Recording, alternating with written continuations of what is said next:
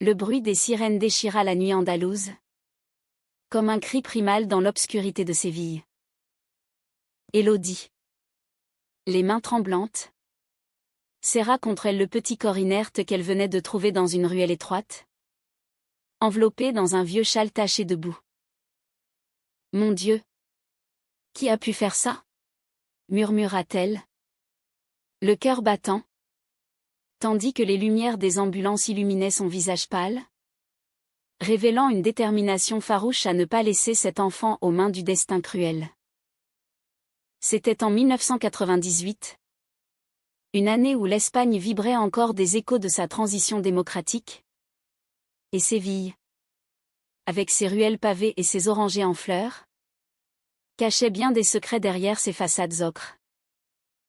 Élodie Moreau, une Française de 25 ans expatriée pour fuir un passé familial étouffant à Paris, travaillait comme infirmière dans un hôpital local. Elle avait atterri là par hasard, attirée par la chaleur du sud, loin des brumes de la Seine. Cette nuit-là, rentrant d'un service épuisant, elle avait entendu des pleurs étouffés provenant d'une poubelle renversée. Sans réfléchir, elle avait plongé les mains dans les déchets, pour en extraire un nourrisson, bleu de froid, à peine quelques jours d'âge. Les autorités arrivèrent vite.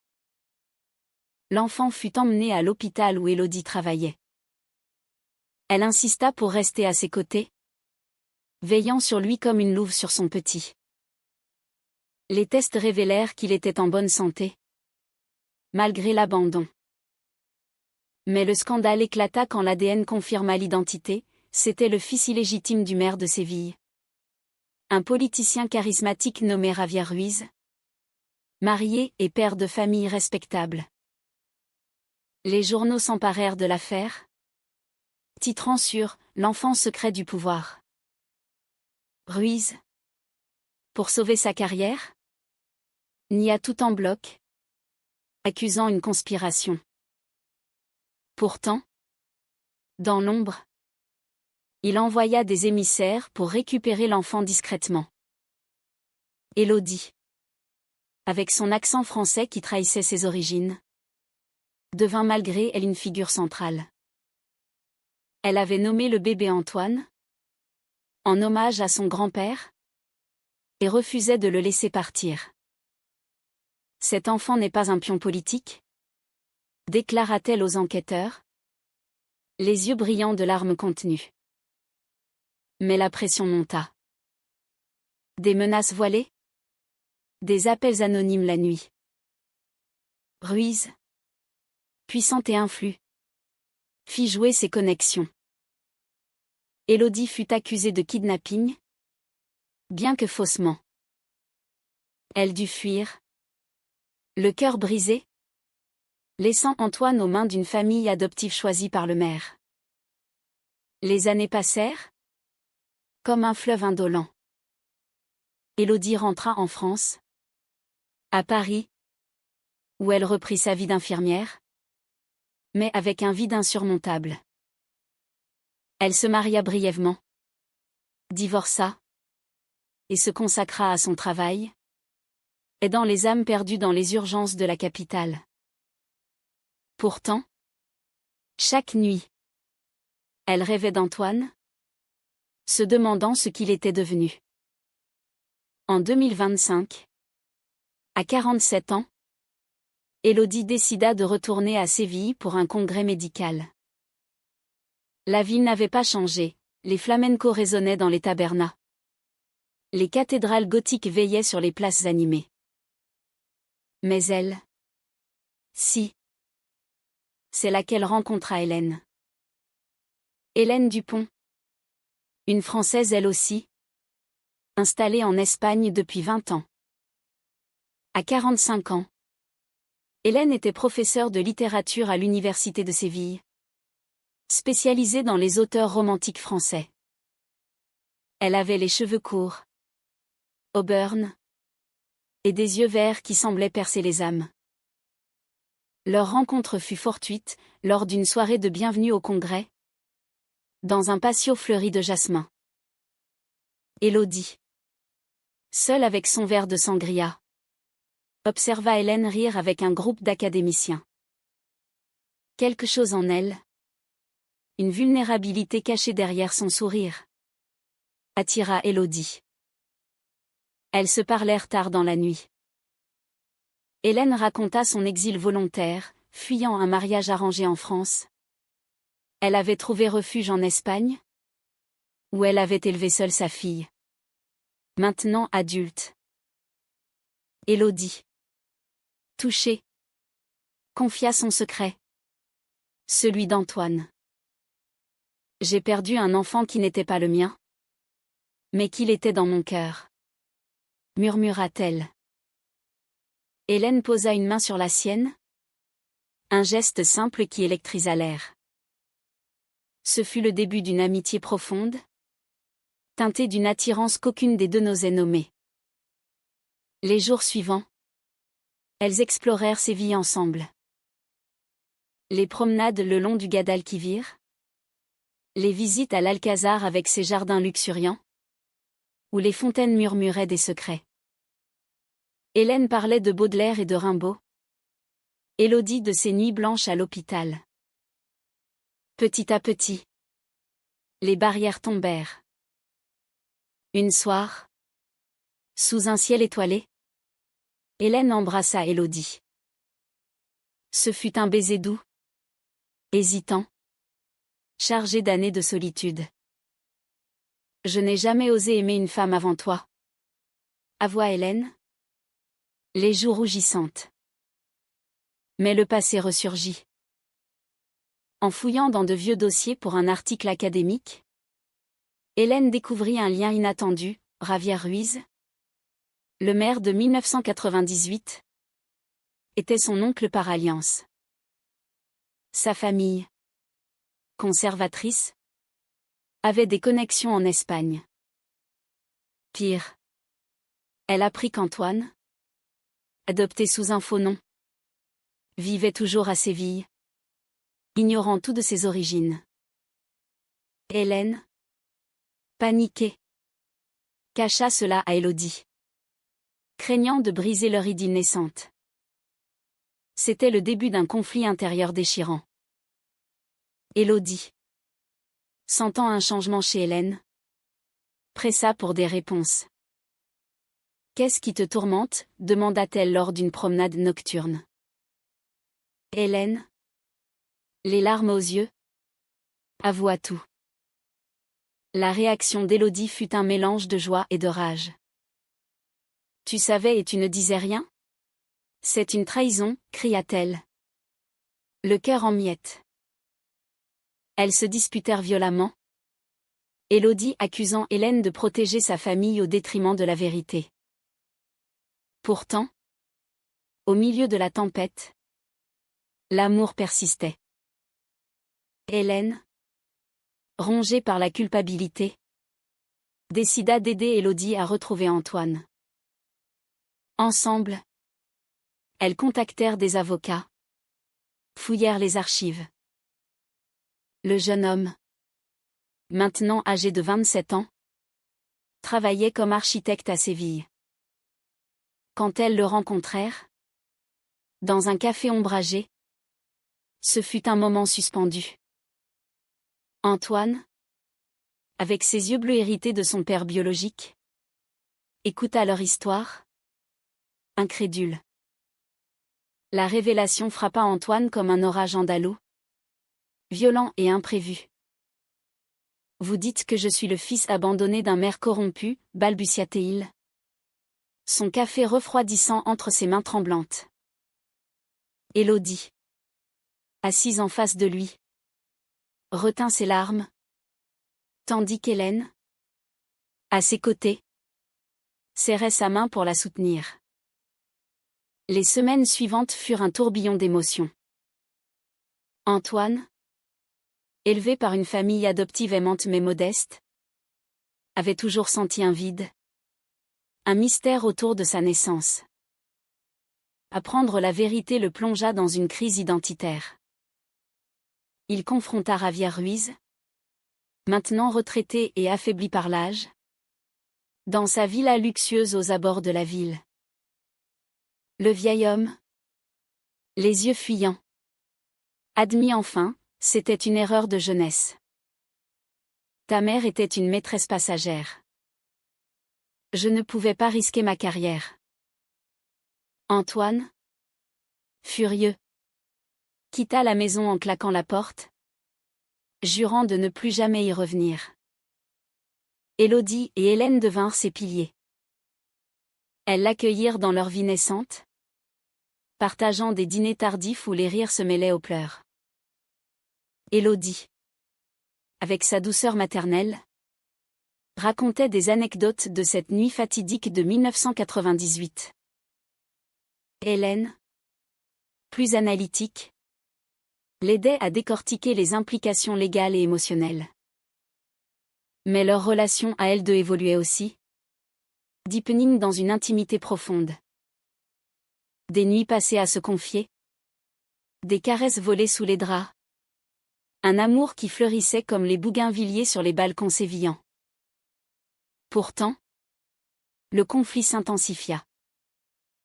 La famille d'Hélène, apprenant la nouvelle, exerça une pression immense. Son frère, un avocat influent à Paris, la menaça de la déshériter si elle persistait à salir le nom familial en aidant Antoine à poursuivre Ruiz en justice. Hélène, déchirée entre son amour pour Élodie et sa loyauté familiale, commença à douter. Et si on arrêtait tout? Pour nous préserver, murmura-t-elle un soir, alors qu'elle marchait main dans la main le long du fleuve. Élodie sentit la trahison poindre à nouveau. Tu choisirais ta famille plutôt que la justice? Plutôt que nous, répliqua-t-elle. La voix brisée. La dispute éclata, violente, dans leur appartement loué au cœur du barrio Santa Cruz. Des mots durs furent échangés, accusations de lâcheté, de manipulation. Hélène, en larmes, partit en claquant la porte, laissant Élodie seule avec ses fantômes. Pendant des jours, elles ne se parlèrent pas. Élodie, rongée par le chagrin, se réfugia auprès d'Antoine, qui devint comme un fils pour elle. Ils passèrent des heures à discuter de l'avenir, de la résilience. Antoine, touchant dans sa vulnérabilité, confia, vous m'avez sauvé 2 fois. Élodie. Une fois en 1998. Et maintenant en me donnant une famille vraie. Ces mots ravivèrent en elle une détermination farouche. Hélène, de son côté, luttait contre ses démons.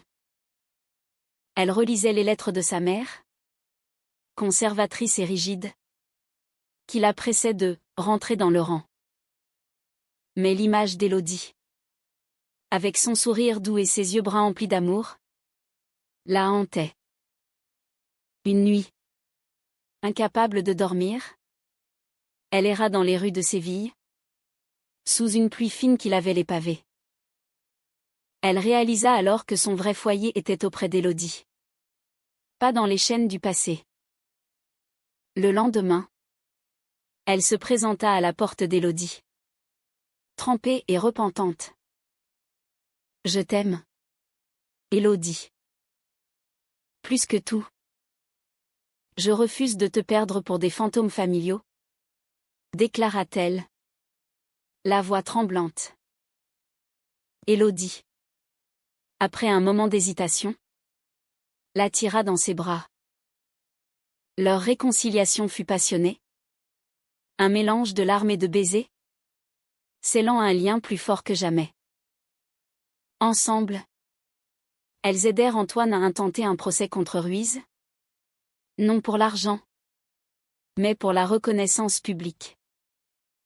Le scandale refit surface.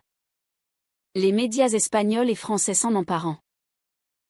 Ruiz, acculé, admit publiquement ses fautes lors d'une conférence de presse. J'ai abandonné mon fils par peur. Aujourd'hui, je demande pardon, dit-il, les yeux baissés. Antoine, entouré d'Élodie et Hélène, choisit de pardonner, non pour oublier, mais pour avancer. Cette victoire apporta une paix fragile. Élodie et Hélène, maintenant inséparables, décidèrent de s'installer définitivement à Séville. Elles louèrent une petite maison avec un patio intérieur, où elles cultivaient des roses et des herbes aromatiques. Leur journée était rythmée par des promenades, des lectures partagées, Hélène lisant Verlaine à voix haute, Élodie posant sa tête sur son épaule. Mais un nouveau conflit surgit, plus intime. Hélène, marquée par son passé hétérosexuel, doutait parfois de son identité. Suis-je vraiment faite pour ça? Pour nous, confia-t-elle un soir, alors qu'elle regardait le coucher de soleil sur la Giralda. Élodie, avec une tendresse infinie, la rassura, l'amour n'a pas d'étiquette. Hélène, c'est toi et moi, contre le monde. Leur relation s'approfondit, explorant les nuances de la passion féminine. Des moments de vulnérabilité, où elles se confiaient leurs peurs les plus profondes, la peur de l'abandon pour Élodie, la peur du jugement pour Hélène. Elles apprirent à se soutenir, à guérir mutuellement les blessures du passé. Antoine, intégré à leur vie, devint un lien familial. Il les appelait « mes deux mères », avec un sourire espiègle. Ensemble, ils voyageaient en Andalousie, visitant Grenade et Cordoue, où l'histoire mort se mêlait à leur propre récit de résilience. Pourtant, la trahison n'était pas tout à fait enterrée. Un jour, Hélène reçut un appel de son frère, Ruiz, mourant, voulait voir Antoine une dernière fois. Hélène, par compassion, accepta d'organiser la rencontre, sans en informer Élodie immédiatement. Quand Élodie l'apprit, la fureur revint. Encore une fois, tu me caches des choses, hurla-t-elle. La confrontation fut explosive, comme un feu d'artifice andalou illuminant la nuit noire. Comment as-tu pu me trahir à nouveau? Hélène? Après tout ce qu'on a traversé? Cria Élodie. Les poings serrés, dans leur salon empli de livres et de souvenirs. Hélène, les yeux emplis de remords, répondit, je pensais protéger Antoine. Pas te blesser. Cette dispute marqua un point de non-retour. Elles passèrent la nuit séparées, chacune dans une chambre, à ruminer les blessures. Le lendemain, Hélène partit pour Paris, prétextant un voyage familial urgent. Élodie, seule avec Antoine, se sentit abandonnée une fois de plus. Elle m'a lâchée. Comme tout le monde, confia-t-elle à Antoine, qui tenta de la consoler. Pendant ce temps, à Paris, Hélène affronta sa famille.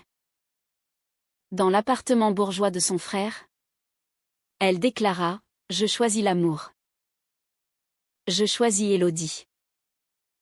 Et si vous ne l'acceptez pas, tant pis pour vous. » Son frère, stupéfait, tenta de la raisonner, mais Hélène tint bon.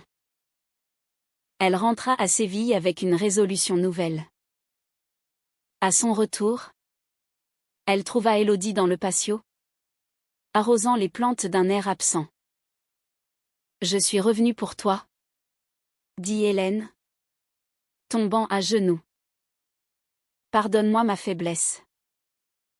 Je t'aime plus que ma propre vie. » Élodie, Après un silence lourd, l'aida à se relever et l'embrassa passionnément.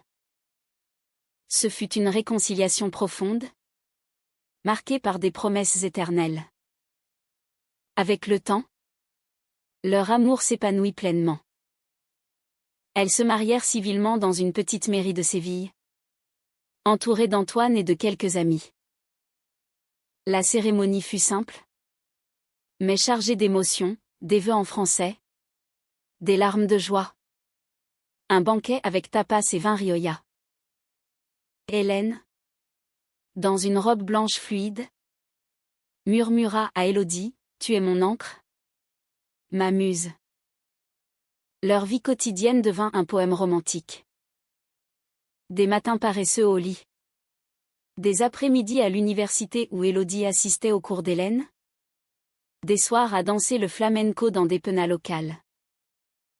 Elles explorèrent leur sensualité avec tendresse, découvrant des plaisirs qu'aucune n'avait imaginés.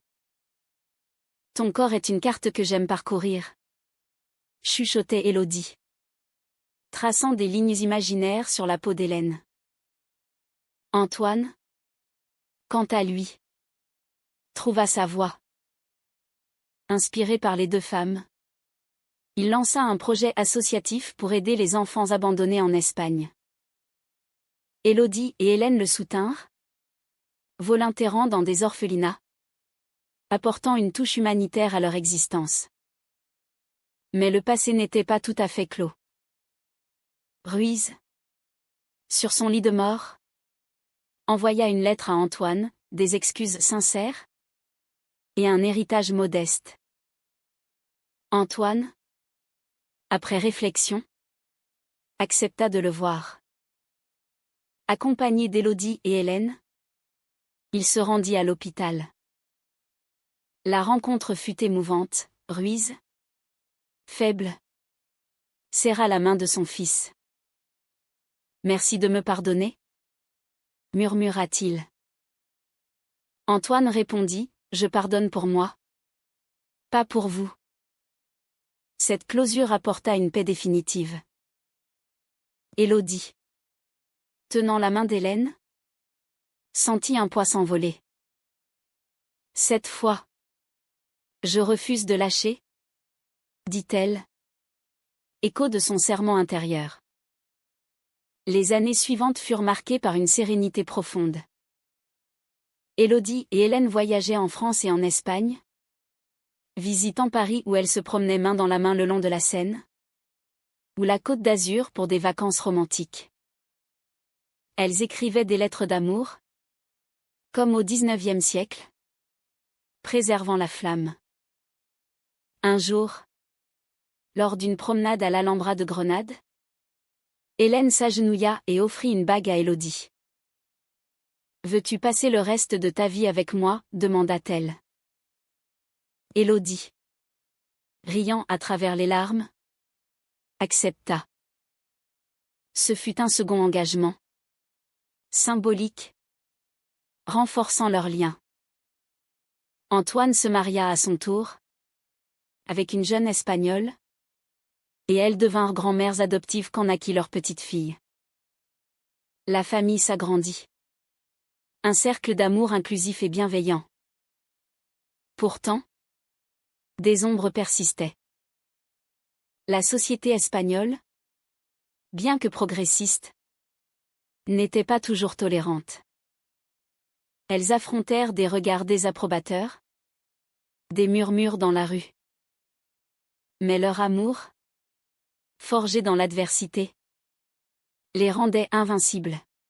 « Nous sommes des pionnières » disait Hélène, fière. Dans les moments intimes, elles se rappelaient leur rencontre, se baiser sous les étoiles. « Sans toi, je serais perdue » avouait Élodie. Hélène répondait, « Et sans toi, je n'aurais jamais su aimer vraiment. » Leur histoire devint une source d'inspiration. Hélène écrivit un roman autobiographique, déguisé en fiction, qui fut publié en France et en Espagne. Il toucha des cœurs, promouvant l'acceptation des amours non conventionnels. Au crépuscule de leur vie, assise sur un banc face au Guadalquivir, elle regardait le soleil se coucher. Nous avons traversé des tempêtes, mais nous sommes arrivés au port, murmura Élodie. Hélène, serrant sa main, acquiesça, et quel beau voyage ce fut. Le vent chaud de l'été andalou caressait leurs visages ridés, portant avec lui les parfums de jasmin et d'orange. Élodie, maintenant septuagénaire, posa sa tête sur l'épaule d'Hélène, qui lisait un vieux recueil de poèmes. Souviens-toi de cette nuit en 1998, dit Élodie d'une voix douce. C'était le début de tout. Les années avaient filé, mais leur amour restait vif, comme un vin vieilli à la perfection. Antoine, père de 2 enfants, visitait souvent avec sa famille. Les petits-enfants appelaient Élodie, Mamie Élo, et Hélène, Mamilène, courant dans le patio en riant. Ces moments étaient des baumes sur les cicatrices du passé. Pourtant, un dernier conflit surgit. Hélène fut diagnostiquée avec une maladie chronique, un cancer discret qui rongeait ses forces. Élodie, fidèle à son métier d'infirmière, devint son infirmière personnelle, veillant jour et nuit. Je refuse de te lâcher, répétait-elle, écho de leur titre de vie. Hélène, affaiblie mais spirituelle, répondait, nous avons déjà vaincu pire. Elles affrontèrent les traitements ensemble, voyageant à Paris pour des consultations spécialisées. Durant ces mois sombres, leur intimité s'approfondit encore. Des nuits à se tenir la main, à se remémorer leurs aventures, la dispute fatidique, la réconciliation passionnée, le mariage sous le soleil sévillant. Antoine, soutien indéfectible, organisa des rassemblements familiaux pour les égayer. Vous m'avez appris la résilience, disait-il. La maladie, bien que cruelle, révéla la profondeur de leur lien. Élodie, dans un moment de vulnérabilité, confia, j'ai peur de te perdre. Hélène, caressant son visage, répondit, même la mort ne pourra nous séparer.